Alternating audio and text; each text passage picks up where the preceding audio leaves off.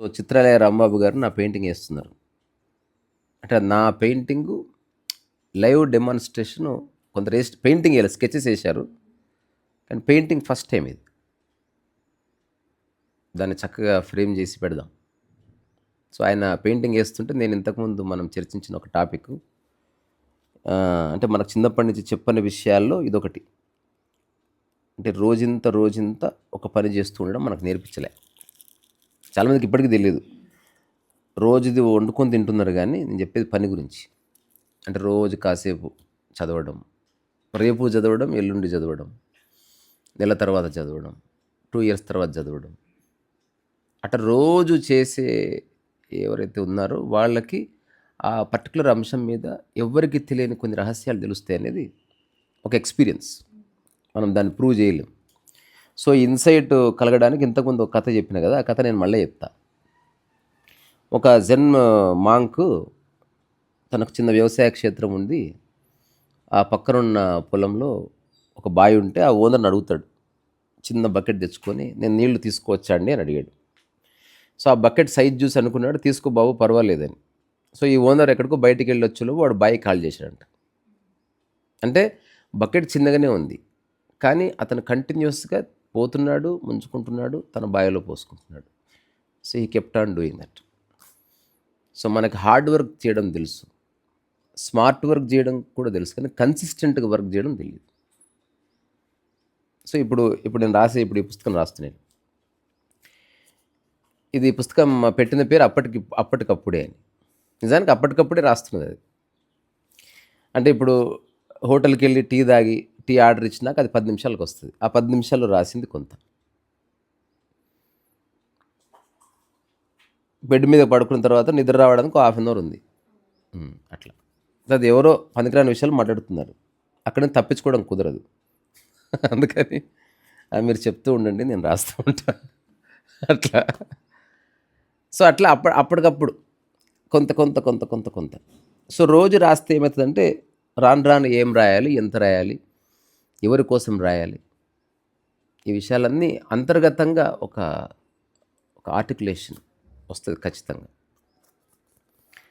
ఇప్పుడు చిత్రాలయ రాంబాబు గారు ఎవరంటే రోజు పెయింటింగ్ వేస్తున్న వ్యక్తి. అందుకే ఇప్పుడు అట్లా వేయడం అంత ఆషామాషి కాదు. సరే, ఇప్పుడు ఆర్టిఫిషియల్ ఇంటెలిజెన్స్ వచ్చింది. మొన్న కాన్ఫిడెంట్ ఆర్టిస్ట్ కూడా చెప్పాడు. అంటే ఎంత అనుకున్న ఆర్టిస్ట్ ఇంపార్టెంటే అని. అట్లా కాదు, ఎంత వచ్చినా స్కిల్ ఎంతనని ఉండదు ప్రపంచంలో. ఉదాహరణకి ప్రపంచంలో బెస్ట్ కాఫీ చేసే మెషిన్ వచ్చిందబ్బా అంటే అమ్మ చేస్తే తాగవా ఇంకా. ఎంత అనుకున్నా హ్యూమన్ టచ్తో బయటకు వచ్చేదానికి లాస్ట్ ప్రసాదం అదే భోజనం అయిన తర్వాత ఒకసారి ప్లేట్లో తీసుకొచ్చారంట భోజనం. సో, రమణమహర్షి తిందామని బయలుదేరుతుంటే ప్లేట్లో ఆయన లేచే ముందే ప్లేట్లో తెచ్చి ఇట్లా నిలబడ్డారంట. ప్లేట్లో అన్నీ సాంబార్ గింబార్ అన్నీ పెట్టుంది. ఆయన అడిగాడు, ఏమిటిది అంటే, మీరు ఒకసారి టచ్ చేస్తే అది భోజనం చేయొచ్చు అంటే, టచ్ చేయడం ఎందుకు అని వెళ్ళిపోయినంట. మళ్ళీ రెండవ రోజు ప్లేట్ పట్టుకొని నిలబడ్డారు. మళ్ళీ ఎందుకు వచ్చారంటే, మీరు ఒకసారి టచ్ చేస్తే, టచ్ చేయడం ఎందుకు, తింటే అయిపోతుంది కదా. ఒక 4 డేస్ ఏమిటి మీ ప్రాబ్లం అంటే, ఇలాగూ తింటాం కానీ మీరు ఒకసారి టచ్ చేయరాదు. టచ్ చేస్తే ఏమవుతుందంటే భోజనం కాస్త ప్రసాదం అవుతుంది అండి. సరే, టచ్ చేసినా చేపినా ఉన్నది ఎలాగూ ఉంటుంది, బట్ అట్లీస్ట్ ప్రసాదంలా వేస్ట్ చేయకుండా తింటారు కదా అని ఈ టచ్. అక్కడి నుంచి ఆయన ఉన్నంత వరకు టచ్ చేయకుండా అసలు భోజనం పెట్టబడి ఆయన ఎదురు చూసేవాళ్ళు. రమణ మహర్షి కూడా ప్లాన్ చేసుకొని కొండ దిగి ఎందుకంటే టచ్ చేయాలి కదా అట్లా. So, human touch, blessing human touch. మనం ఒకరికి ఒక సన్మానం చేస్తున్నాం, హ్యూమన్ టచ్. ఆ శాల్వా కప్పడం, తర్వాత అభినందించడం, భుజం మీద ఇట్లా తడతారు, హ్యూమన్ టచ్. అవి లేకపోతే లైఫ్ మీనింగ్లెస్. ఈవెన్ కుక్క కూడా హ్యూమన్ టచ్ని ఎంజాయ్ చేస్తుంది. ఒక ఫ్లవర్ కూడా హ్యూమన్ టచ్ని ఎంజాయ్ చేస్తుంది. అందుకని ఆర్టిఫిషియల్ ఇంటెలిజెన్స్ రాని దానం మీద ఉందరాని. హ్యూమన్ టచ్తో వచ్చినది ఏదైనా దానికి అట్మోస్ట్ వాల్యూ ఉంటుంది. మిషన్ తయారు చేసింది ఎంత గొప్పదైనా మనిషి తీసి అవతల పడేస్తాడు. మనిషి తయారు చేసింది ఎంత పనికిరాందైనా దాచిపెట్టుకుంటాడు 100%. అందుకని మనిషి చేసే స్కెచ్, మనిషి చేతిరాత, ఆ తర్వాత మనిషి ఏదన్నా కుట్టిన అల్లిక, లేకపోతే ఆటోగ్రాఫ్ ఎప్పటికుంటుంది. మనిషి ఉన్నంత వరకు ఆటోగ్రాఫ్ ఉంటుంది. ఎంత ఏ వచ్చినా ఆటోగ్రాఫ్ ఎట్లా పోతుంది, అడ్డంగా తీస్తుంది.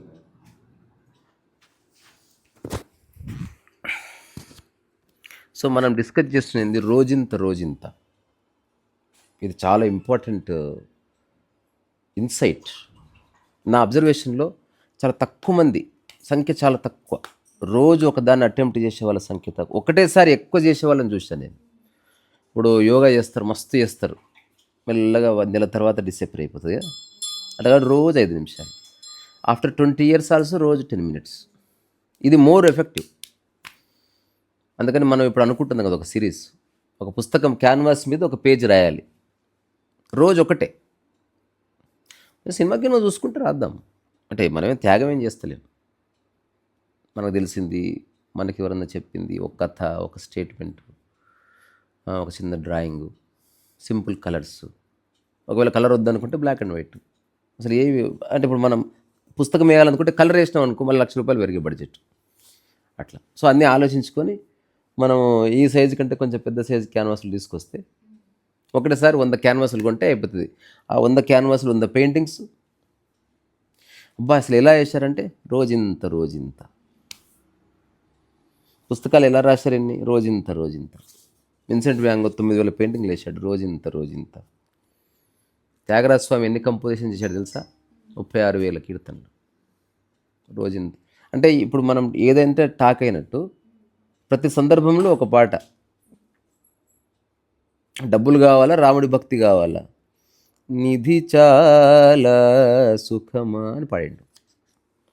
తర్వాత నీకు మన మహారాజుల దగ్గర డబ్బులు ఉన్నాయి, నీ దగ్గర ఏముంది, రామభక్తి సామ్రాజ్యం అని పాడిండు. నాకున్న సామ్రాజ్యం చాలా పెద్దది, మీ రాజ్యం గింతే ఉంటుంది, మా రామభక్తి సామ్రాజ్యం చాలా పెద్దది అని పాడాడు. తర్వాత పొద్దున నిద్ర లేచిండు, రాముల వారు నిద్రపోతున్నారు, తెరతీయగరాదా అని పాట పాడాడు. అంటే ప్రతిదీ పాట పాడిండు. ప్రిపరేషన్ లేదు. ఓషో చెప్పిన ఒక స్టేట్మెంట్ ఎక్స్ట్రాడినరీ. లైఫ్ అనేది స్టేజ్ మీద వేసే డ్రామా కాదు, రిహార్సల్ చేయడానికి అన్నాడు. కాదా? Just you have to live it అంతే.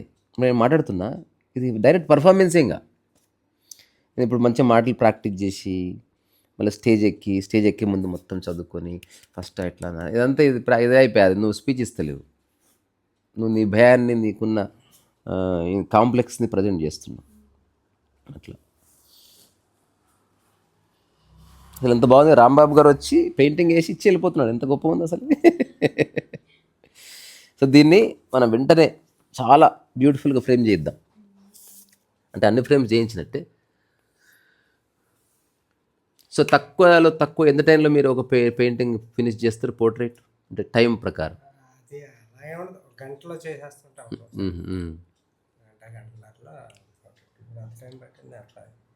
ఇప్పుడు ఒక 1 hour అయిందా అంతే, అప్రాక్సిమేట్లీ 1 hour. అంటే అంతా కలిపి స్కెచ్, కలర్ మిక్సింగ్, తర్వాత ఎగ్జిక్యూషన్, ఎవ్రీథింగ్. తర్వాత ఒక సబ్జెక్ట్ ఎంచుకోవడం వెనక ఏదన్నా ఒక టెక్నిక్ ఏదైనా పాటిస్తారు? ఎందుకంటే అన్ని మొహాలు నావేనా, ఏది బాగుంటుంది? అది ఖచ్చితంగా ఒక మంచి చూడటానికి మంచి లుక్, అందంగా ఉన్నది. ప్రతి ఫేస్ అన్ని యాంగిల్స్ అందంగా ఉండదు. అది ఎప్పుడు ఆర్టిస్ట్ ఎక్కువ చేసుకుంటూనే ఉంటారు. చూసుకొని నేను మన ఫోటో తీసుకున్నాను, అర్థమైంది. కరెక్ట్గా తీసుకోకపోయినా తీసింది ఆ లుక్ అది బాగానే ఉంది అనిపించింది. అదే ఓకే. అదే మా పెద్ద ప్రిపరేషన్ కూడా ఏమి లేదుగా, నేను ఏదో మాట్లాడుతూ ఉంటే అది మీకు నచ్చినట్టు క్లిక్ చేసుకున్నారు అంతే. ఎక్సలెంట్.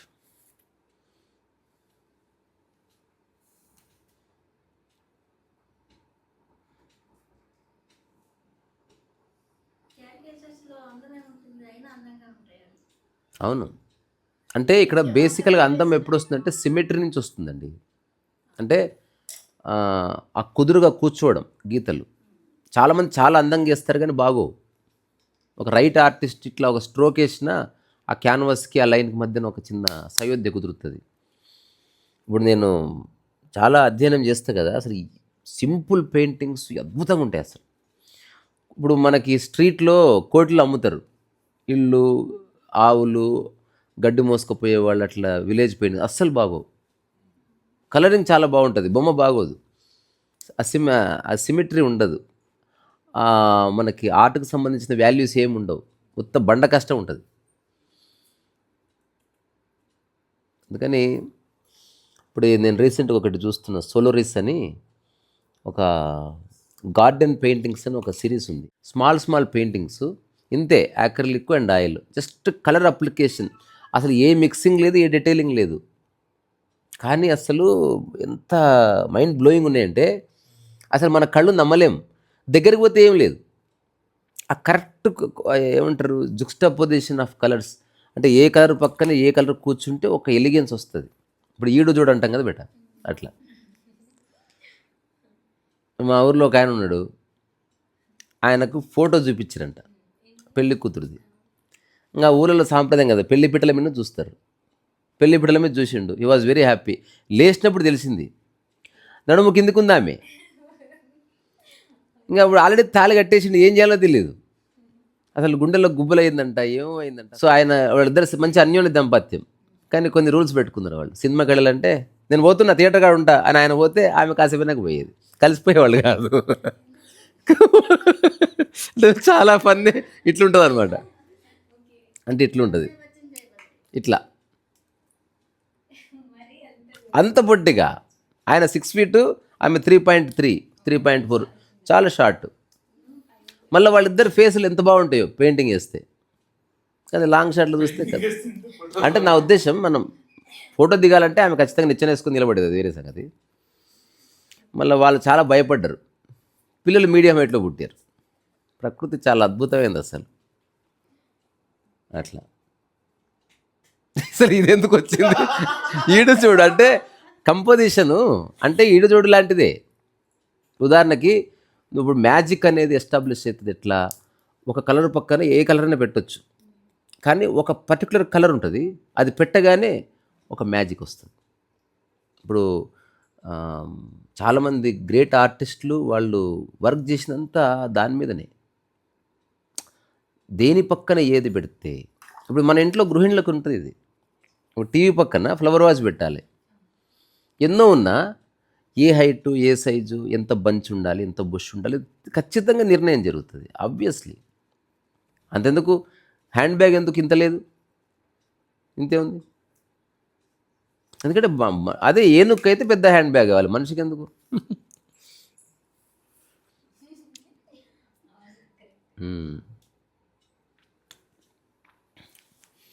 మంచి వైలిన్ వాయిద్యం మేడా. సో ఈరోజు మన థీమ్ ఏంది, రోజింత రోజింత.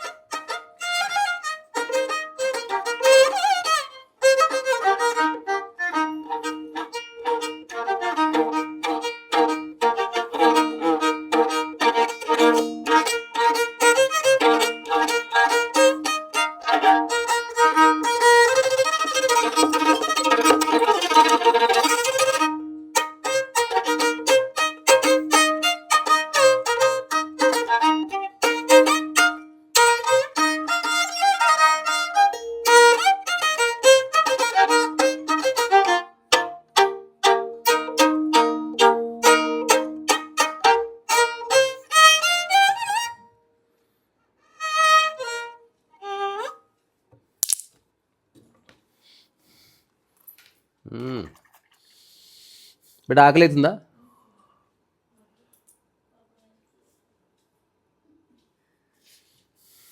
సో రోజింత రోజింత.